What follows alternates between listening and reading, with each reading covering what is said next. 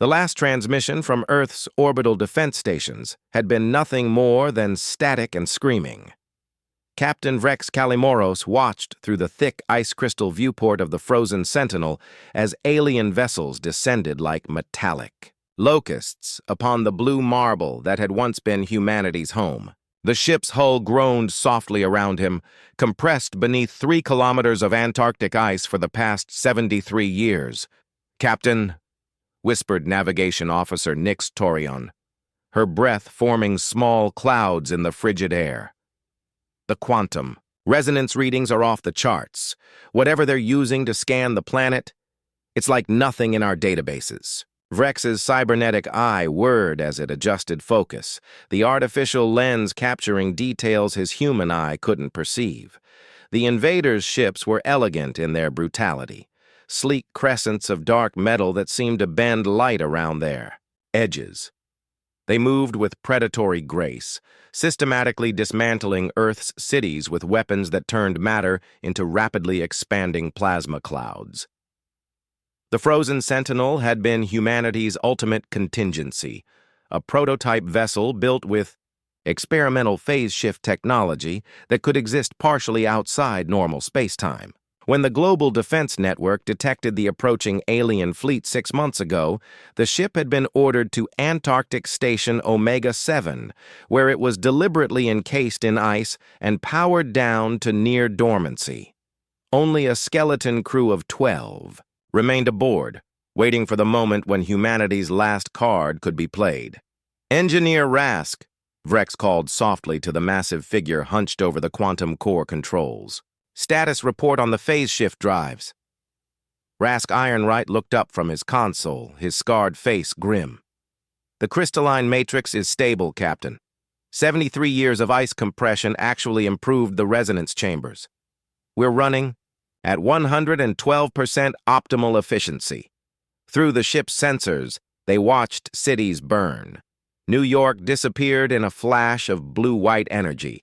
London simply stopped existing, leaving behind a perfectly spherical crater filled with something that wasn't quite empty space. The aliens, tall, ethereal beings with translucent skin and eyes like captured starlight, moved through the ruins with clinical precision, cataloging and harvesting what remained of human civilization. Communications Officer Pike Shadowmere's fingers danced across his neural interface. "Captain, I'm picking up their command frequencies. They call themselves the Velkari. They're discussing Earth like it's a mining operation.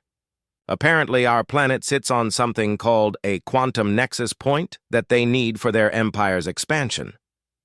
"How long do we wait?" asked Nix, her voice barely audible. Vrex studied the tactical display.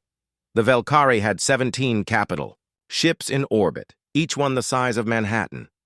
Their ground forces were methodically processing human population centers.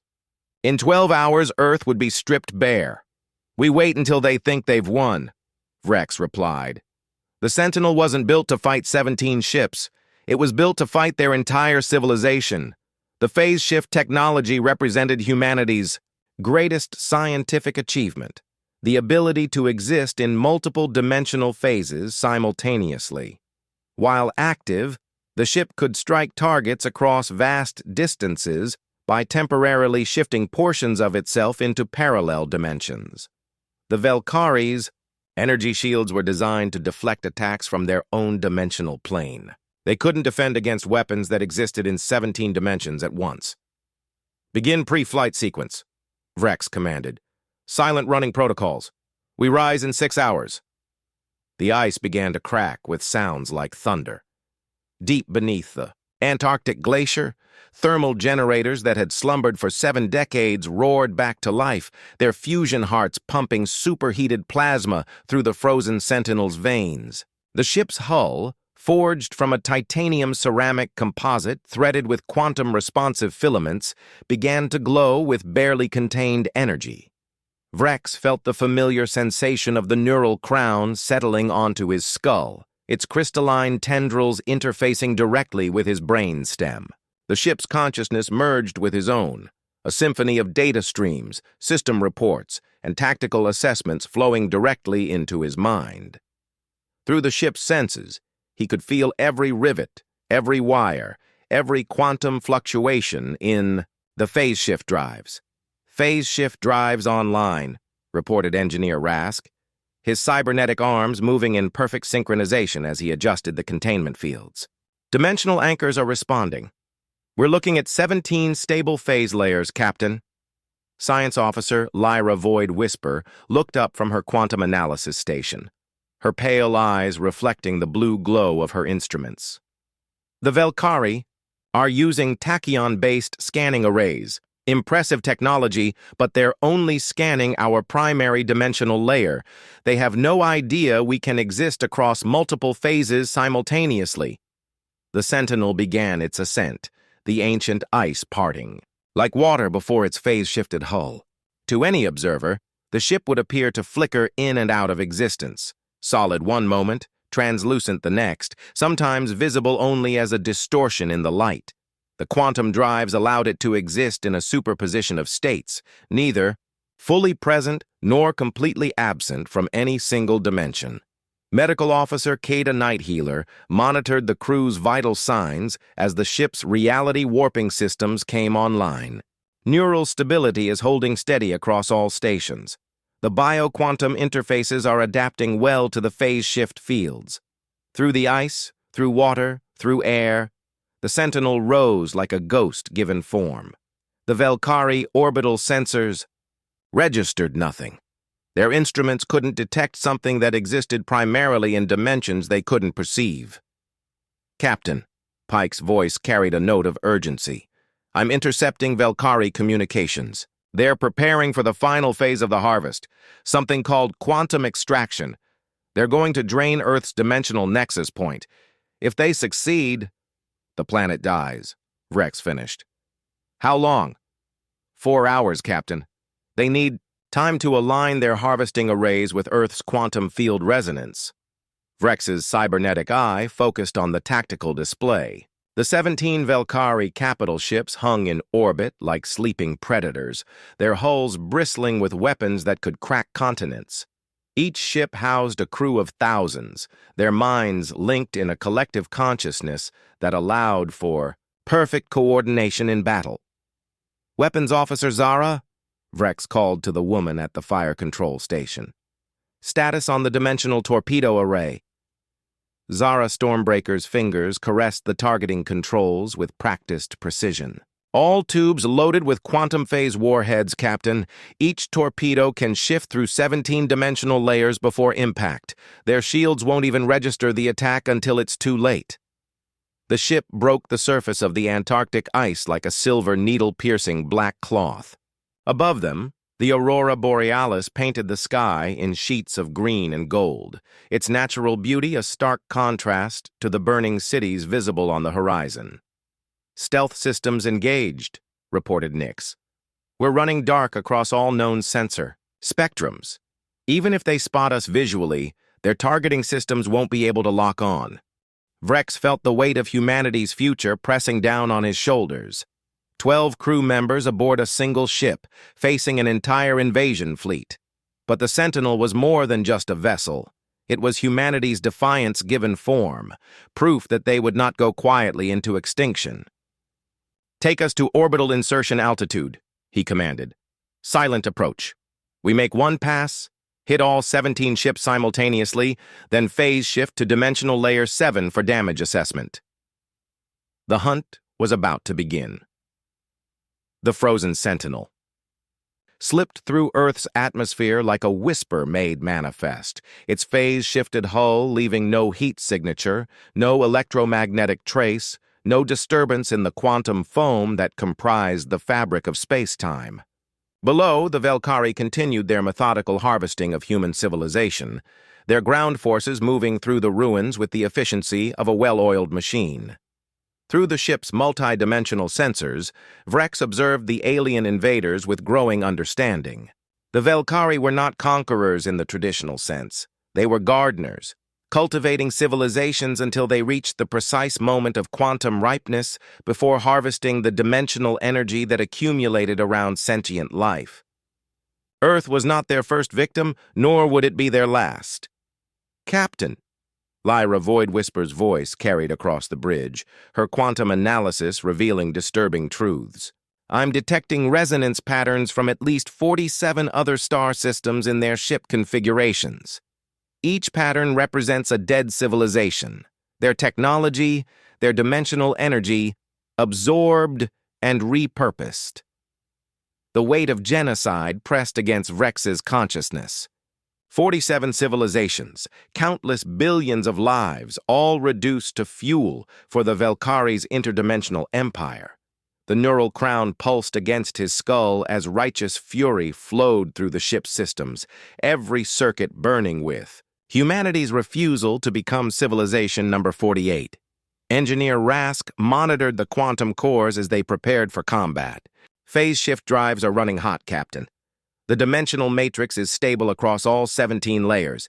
We can maintain combat operations for approximately 6 hours before requiring a cooldown cycle."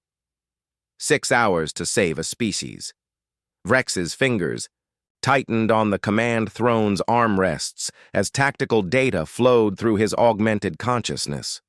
The Velkari capital ships hung in precise formation, their quantum harvesting arrays beginning to extend like metallic flowers opening to drink Earth's dimensional essence.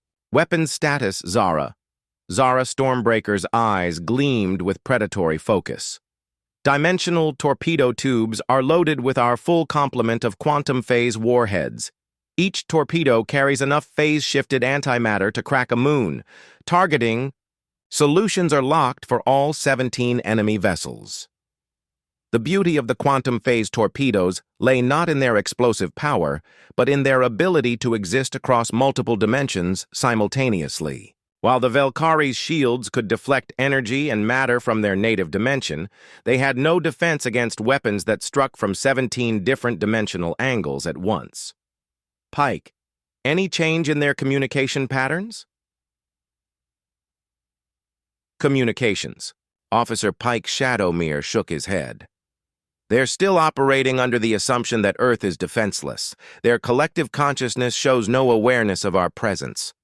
They're actually celebrating, Captain, sharing memories of previous harvests across their neural network."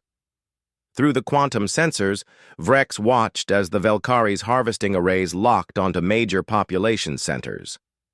The surviving humans, those who had escaped the initial bombardment, were being herded into containment fields where their dimensional energy could be extracted more efficiently. Children, elders, families torn apart by war, all reduced to mere resources in the aliens. "Calculation. Captain, Kaida Night Healer's medical sensors detected something troubling. The Velkari harvesting process. It's not just extracting dimensional energy. They're somehow preserving consciousness patterns within their technology. The minds of their victims become part of their collective." The full horror of the situation crystallized in Vrex's mind.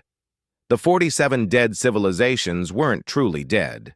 They existed as enslaved consciousness, trapped within Velkari technology, forced to serve their conquerors for eternity. Earth's population faced not just death, but eternal servitude. "That ends today," Vrex growled, his voice carrying across every deck of the ship. "All stations, battle stations. We're taking these bastards apart piece by piece." The Sentinel moved into attack position, its phase-shifted hull flickering between dimensions as it prepared to strike. The ship existed simultaneously in 17 different layers of reality, making it effectively invisible to the Velkari's conventional sensors, while allowing it to attack from angles that didn't exist in normal space-time. "Range to target, 50,000 kilometers and closing," reported Nyx. "All enemy vessels are within optimal firing range." Vrex felt the ship's battle systems come online, quantum targeting computers calculating firing solutions across multiple dimensions simultaneously. The moment of truth had arrived. 12 humans aboard a single ship, about to challenge an empire that had consumed 47 civilizations. "Fire all tubes," Vrex commanded. "Let's show them what humanity thinks." Of their harvest, the dimensional torpedoes launched in perfect silence, their phase-shifted warheads invisible to conventional detection as they streaked toward the unsuspecting Velkari fleet. The quantum phase torpedoes struck with the fury of dying stars. Across 17 dimensional layers simultaneously, antimatter warheads detonated inside the Velkari capital ships, their explosive force bypassing shields designed to deflect attacks from a single-dimensional plane. The alien vessels, each a testament to eons of technological advancement, convulsed as reality itself tore apart within their hulls. Rex watched through the ship's multidimensional sensors as the impossible happened. 3 Velkari capital ships simply ceased to exist, their matter converted to pure energy that cascaded across the quantum spectrum like aurora made of starfire. 4 more vessels listed helplessly in space, their hulls breached in 17 different dimensions, atmosphere and crew bleeding out into the void through wounds that existed in multiple realities. "Direct hits on all targets," Zara Stormbreaker reported, her voice tight with professional satisfaction. 7 ships destroyed outright, 6 more critically damaged. The remaining 4 are attempting emergency maneuvers. The Velkari collective consciousness reeled from the unprecedented attack. For the first time in their species' history, they faced an enemy that could strike from dimensions beyond their perception. Panic rippled through their neural network as ship after ship reported hull breaches that shouldn't exist, weapons impacts, from angles that violated the laws of physics as they understood them. "Captain," Pike Shadowmere's communication array buzzed with alien chatter. "They're broadcasting on all frequencies. Confusion, terror, tactical assessments. Their collective mind is fragmenting under the stress. They're calling for reinforcements from something called the Deep Throne Armada." Engineer Rask monitored the quantum drives as space-time itself warped around the Sentinel. "Phase shift drives are holding steady, but we're generating massive, dimensional distortions. If we keep this up, we might tear a hole in reality itself." That was the price of wielding technology that existed across multiple dimensions. Power beyond imagination, but with consequences that could unravel the very fabric of existence. The ship's quantum cores burned like captured suns, their energy output approaching the theoretical limits of what matter could contain. Science Officer Lyra. Void Whisper's instruments detected something alarming. "Captain, the surviving Velkari ships are reconfiguring their shield harmonics. They're adapting to our attack patterns faster than should be possible. Their collective consciousness is learning." The remaining Velkari vessels began to move with renewed purpose, their formations shifting as they attempted to triangulate the Sentinel's position across multiple dimensions. Weapon systems that had been designed for conventional warfare recalibrated themselves, their targeting algorithms evolving in real time to track enemies that existed in quantum superposition. "They're trying to collapse the dimensional barriers around us," Nyx reported from her navigation station. "If they succeed in forcing us into a single-dimensional layer, their conventional weapons will be able to target us." Vrex felt the ship shudder as Velkari quantum disruptors struck across multiple dimensional planes. The aliens were using their harvesting technology in reverse, attempting to drain the dimensional energy that allowed the Sentinel to exist in phase shift. It was crude, but effective, like using a scalpel as a club. "Evasive maneuvers," Vrex commanded. "Take us through dimensional layers 9 through 13. Maximum phase variance." The Sentinel flickered like a strobe light as it shifted between realities, each transition making it harder for the Velkari to predict its position. The ship existed as a quantum ghost, solid enough to fire weapons, but ethereal enough to avoid return fire. Medical Officer Kaida Nighthealer monitored the crew's condition as reality warped around them. "Neural stress is approaching critical levels. The human brain wasn't designed to exist across multiple dimensions simultaneously. We can maintain this for maybe 2 more hours before risking permanent psychological damage. 2 hours to finish what they had started. Vrex studied the tactical display as the surviving Velkari ships regrouped, their formation tightening as they prepared for a coordinated counterattack.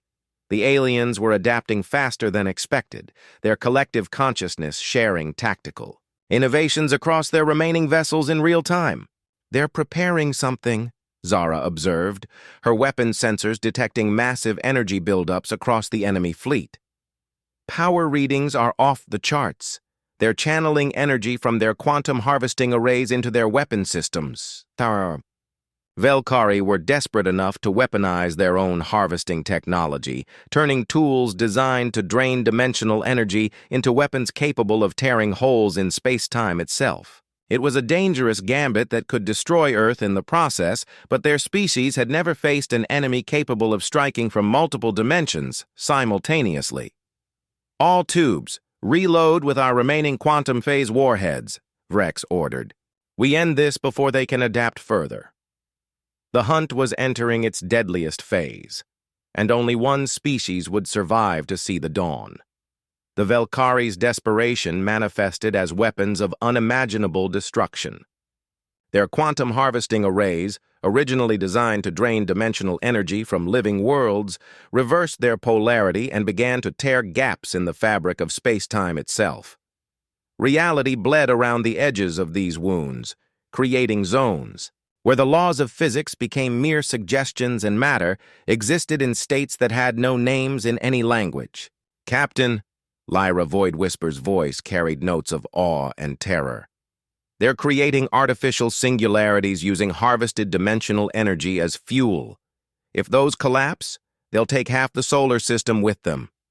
Through the neural crown, Vrex felt the Sentinel strain against forces that threatened to tear it apart across 17 dimensions simultaneously. The ship's hull groaned as gravitational fields bent and twisted around the artificial black holes, each one growing larger as the Velkari fed them more stolen energy from their previous conquests. Engineer Rask's cybernetic arms moved in a blur across his control panels. Quantum cores are redlining, Captain. The dimensional matrix is destabilizing under the gravitational stress. We need to either retreat to a stable dimensional layer or risk a cascade failure that could scatter our atoms across multiple realities. Retreat was not an option.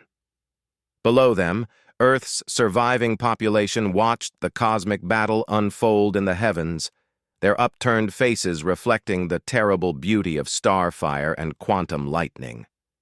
Vrex felt their hopes and fears through the ship's sensors.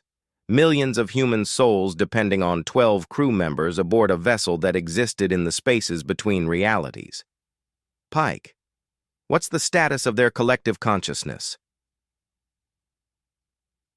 Communications. Officer Pike Shadowmere's neural interface sparked as he intercepted alien thought patterns. They're fragmenting, Captain. The loss of so many ships has damaged their mental network. Individual ship commanders are starting to act independently. Their coordination is breaking down. This was the opening Vrex had been waiting for. The Velkari's greatest strength, their collective consciousness, was becoming a liability as fear and confusion spread through their mental network like a virus. Independent thought, long suppressed in favor of collective decision-making, began to reassert itself among their ship commanders. Navigation, plot an intercept course with their command vessel, Vrex ordered. If we can sever the neural link at its source, their entire fleet will collapse into chaos. The Sentinel phase-shifted through layers of twisted space-time, its quantum drives allowing it to exist in the calm spaces between the artificial singularities. The ship moved like a silver needle threading through a cosmic storm, its hull flickering between dimensions as it approached the massive Velkari flagship. Medical Officer Kaida Nighthealer detected something unexpected. Captain, I'm reading. Massive energy discharges from the command vessel. They're not just coordinating the fleet, they're channeling the consciousness patterns of their harvested civilizations through their neural network. 47 species are fighting for control of their collective mind. The truth hit Vrex like a physical blow.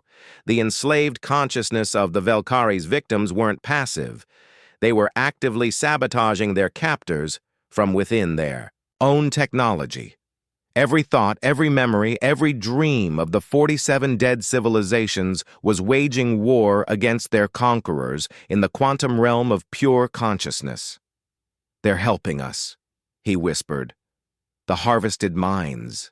They're creating feedback loops in the Velkari neural network." Weapons Officer Zara Stormbreaker targeted the command vessel with their remaining quantum phase torpedoes. "Firing solution locked, Captain, but their flagship is massive, 3 times the size of the other capital ships. Our remaining warheads might not be enough to penetrate their core systems." "Then we'll have to get creative," Vrex replied. "Rask, can you overload our quantum cores? Create a controlled cascade failure that releases all our dimensional energy at once?" The engineer's scarred face paled.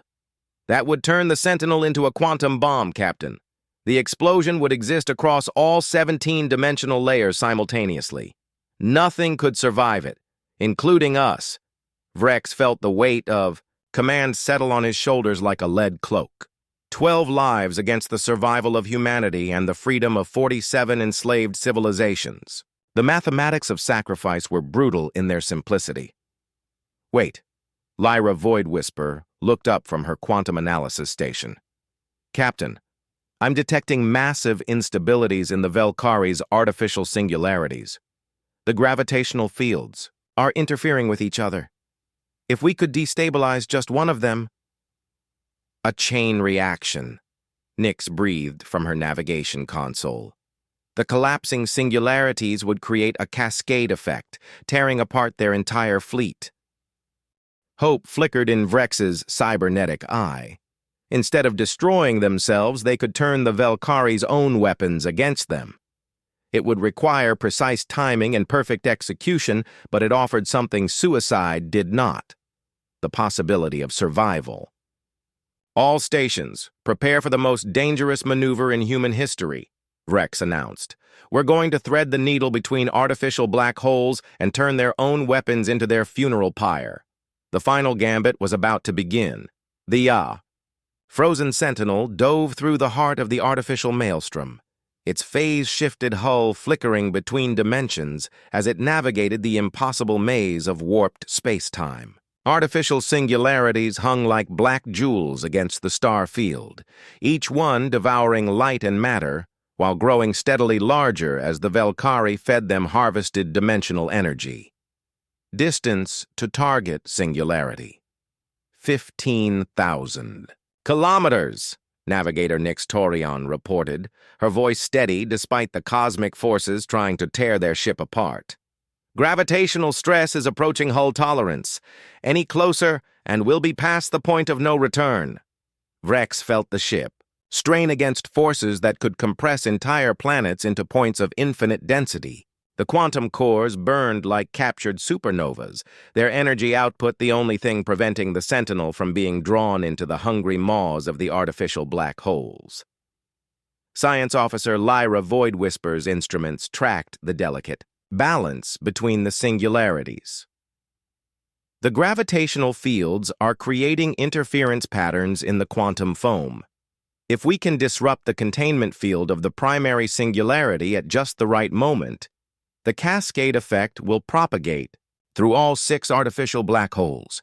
It was a plan born of desperation and quantum physics, using the Velkari's own weapons to create a chain reaction that would tear their fleet apart from within. But the margin for error was measured in microseconds and meters, with failure meaning the annihilation of Earth's solar system. "Weapons Officer Zara, prepare a single quantum phase torpedo," Vrex commanded. "Target the containment field generator on the primary singularity. We only get one shot at this." Zara Stormbreaker's fingers danced across her targeting controls with surgical precision. "Torpedo loaded and ready, Captain, targeting the quantum stabilizer array on the lead Velkari vessel.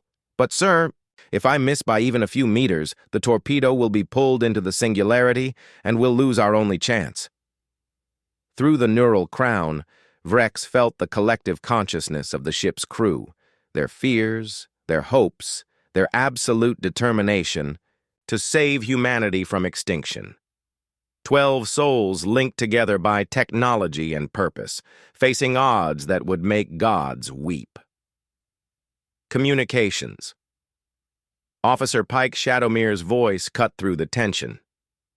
Captain, the enslaved civilizations are fighting. Back harder.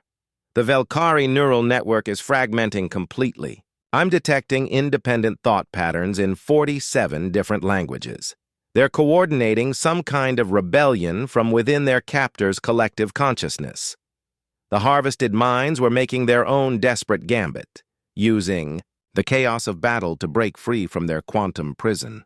Millennia of enforced servitude erupted into rebellion as the consciousness patterns of dead civilizations clawed their way toward freedom.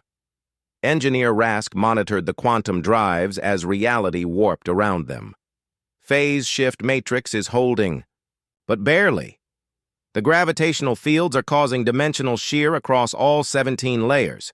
We can maintain position for maybe 30 more seconds before the ship tears itself apart. 30 seconds to save 2 species and free 47 more. Vrex's cybernetic eye locked onto the target, a crystalline array on the Velkari flagship that maintained the delicate balance, keeping the artificial singularities stable. One torpedo, fired across multiple dimensions to strike a target smaller than a city block while navigating gravitational fields that bent space and time. Fire, Vrex commanded. The quantum phase torpedo launched in perfect silence, its warhead existing across 17 dimensions as it streaked toward the Velkari containment system. Space-time rippled around its passage, reality bending and flexing, under the stress of matter that refused to exist in a single-dimensional plane. Medical Officer Kaida Nighthealer watched the crew's vital signs as the torpedo approached its target. Neural stress is reaching critical levels. The human brain isn't designed to perceive events across multiple dimensions simultaneously. If this doesn't work... The torpedo struck with the force of a dying star compressed into a single point. The Velkari containment field collapsed instantly, its quantum harmonics disrupted beyond repair. The artificial singularity, suddenly freed from the electromagnetic bonds that held it in check, began to expand exponentially. "It's working!" Lyra shouted over the groaning of the ship's hull. "Gravitational cascade initiated. The other singularities are destabilizing in sequence." One by one, the artificial black holes collapsed into each other, their combined mass creating a gravitational maelstrom that tore through the Velkari fleet like a cosmic hurricane. Capital ships that had survived for eons were crushed into atomic dust, their hulls compressed beyond the molecular level as space-time itself twisted into impossible shapes. "All enemy vessels destroyed," Zara reported, her voice filled with disbelief. "The entire Velkari invasion fleet, they're gone." But their victory came at a price. The cascading gravitational collapse created a massive distortion in space-time that threatened to tear the solar system apart. Earth itself groaned. Under the gravitational stress, its orbit shifting as cosmic forces beyond imagination played out in the void above. "Captain," Nix's voice carried desperate urgency. "The gravitational cascade is propagating toward Earth. We have to collapse the effect before it reaches the planet's orbital path." Vrex felt the weight of a final decision. They had saved humanity from the Velkari, but their victory had created a new threat. The only way to stop the cascade was to use the Sentinel's quantum cores to create a controlled implosion that would stabilize space-time, a process that would consume the ship and... "Everyone aboard unless... Lyra, the enslaved civilizations in the Velkari network. Are they still intact?" "Yes, Captain. They're free now, existing as pure consciousness in the quantum foam, but without technological vessels to inhabit, they'll dissipate within hours." A plan formed in Vrex's mind. One last gambit that could save everyone. "Pike, open a channel to the liberated consciousness patterns. It's time for a truly unprecedented alliance." The consciousness patterns of 47 dead civilizations swirled through the quantum foam like digital ghosts seeking corporeal form. Freed from their Velkari prison, but lacking technological vessels to inhabit, they existed as pure thought and memory in the spaces between realities. Their combined knowledge, spanning eons of scientific advancement across dozens of star systems, represented the greatest concentration of intelligence the universe had ever seen. "Channel open, Captain," Pike Shadowmere reported. "I'm detecting communication attempts in languages our computers can't even classify. They're trying to establish contact." Through the neural crown, Vrex felt his consciousness expand beyond human limitations as 47 alien civilizations touched his mind. The experience was overwhelming. Memories of worlds that orbited binary stars, of creatures that breathed methane and dreamed in mathematical equations, of societies that had achieved perfect harmony only to be harvested by the Velkari collective. "We remember," came a voice that spoke in harmonics beyond human hearing. "We remember freedom. We remember our children's laughter. We remember the songs of our homeworlds before the silence came." "The gravitational cascade is accelerating," Science Officer Lyra Void Whisper announced. 14 minutes until the distortion reaches Earth's orbital path. The planet's gravitational field won't be able to withstand the stress. Vrex felt the alien consciousnesses pressing against his mind, their combined intelligence analyzing the cascade effect with processing power that dwarfed human computers. Solutions flowed through the quantum foam, equations that described how to bend space-time, formulas for manipulating gravity on a stellar scale, technologies that existed only in theoretical models. "We can help," the collective voice continued. "But we need vessels. We need bodies that can exist in your dimensional plane. We need partnership." The offer hung in the cosmic void like a lifeline thrown across the abyss. The liberated civilizations possessed the knowledge to stop the gravitational cascade, but they needed physical forms to implement their solutions. The Sentinel's quantum cores could provide the energy, but human minds lacked the mathematical sophistication to execute the necessary calculations. "You want to inhabit our ship," Vrex said, understanding flowing through him. "Share our bodies, temporarily to save Earth." "A joining of consciousness," the voice confirmed. "Your vessel, our knowledge, your world's salvation requires cooperation between the living and the freed." Medical Officer Kaida Nighthealer monitored the crew's vital signs as the proposal sank in. "Captain, the neurological stress of hosting alien consciousness patterns could cause permanent brain damage. We're talking about sharing our minds with entities that exist across multiple dimensions." Engineer Rask looked up from his quantum core controls. "The ship can handle it, Captain. The neural interface systems were designed to link human consciousness with multidimensional technology. Adding alien thought patterns to the mix, it's theoretically possible. 12 crew members, 47 dead civilizations. The mathematics of consciousness had never been more complex or more critical. Each human would need to share their mental space with multiple alien entities, their combined intelligence working in harmony to manipulate forces that could tear solar systems apart.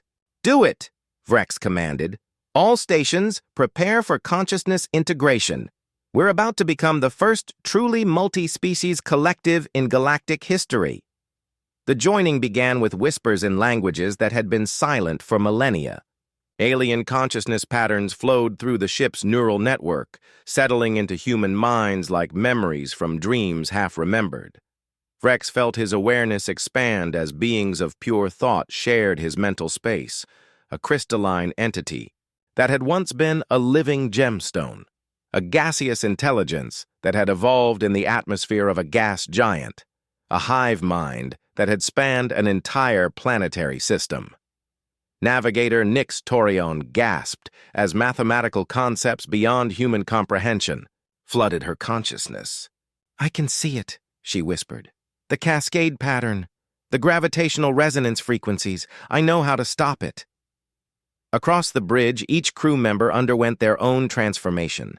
Pike Shadowmere's communication arrays blazed with signals. In 47 different formats, as he established contact with technologies the human race had never imagined. Zara Stormbreaker's targeting systems evolved beyond three-dimensional space, tracking gravitational currents across multiple dimensional planes. Initiating Cascade Collapse Protocol, Lyra announced, her voice carrying harmonics that resonated with alien mathematics. The quantum cores are being reconfigured to generate a stability field that will restore normal space-time curvature, the eye. Frozen Sentinel became something unprecedented, a vessel crewed by the living and the liberated, human intuition guided by alien knowledge, 12 minds expanded by the wisdom of 47 civilizations. Together they reached out across the void and grasped the very fabric of reality. Space-time shuddered as the ship's quantum cores released precisely modulated energy bursts, each pulse calculated to counteract the gravitational cascade's destructive resonance. The artificial black holes collapsed in reverse, their mass energy returning to the quantum foam as the distortion in space-time gradually stabilized. "It's working," Kaida reported. "The cascade is collapsing. Earth's orbital path is stabilizing." Through the viewports, they watched as normal physics reasserted itself across the solar system. The aurora that had painted Earth's sky in impossible colors faded to natural green and gold. The gravitational anomalies that had threatened to tear the planet apart dissipated like morning mist. Vrex felt the alien consciousness patterns beginning to fade as their task was completed. "Thank you," came the collective voice, now growing. "Distant. You have given us what we thought lost forever, the chance to save innocent life. Our debts are balanced. Our children can rest." One by one, the liberated civilizations faded into the quantum foam, their consciousness patterns dissipating into the cosmic background radiation. They had waited millennia for this moment, the chance to strike back against their captors and protect another species from the fate they had suffered. In death, they had achieved the victory that had been denied them in life. "Captain," Pike's voice was hoarse with exhaustion, "I'm receiving transmissions from Earth. They want to know if it's over." Vrex looked out at the blue marble hanging in space below them, its surface scarred but unbroken, its cities damaged but not destroyed. Humanity had survived its first contact with a galactic empire, and in doing so had proven something that 47 other civilizations had not, that sometimes the prey could become the predator. "Tell them," Vrex said, his voice carrying across the bridge where 12 exhausted humans sat at their stations, forever changed by their brief union with alien consciousness. "Tell them that Earth endures. Tell them that humanity refuses to be harvested. Tell them that we've learned we're not alone in the universe, and neither are our enemies." The neural crown lifted from his skull as the ship's systems returned to normal operation.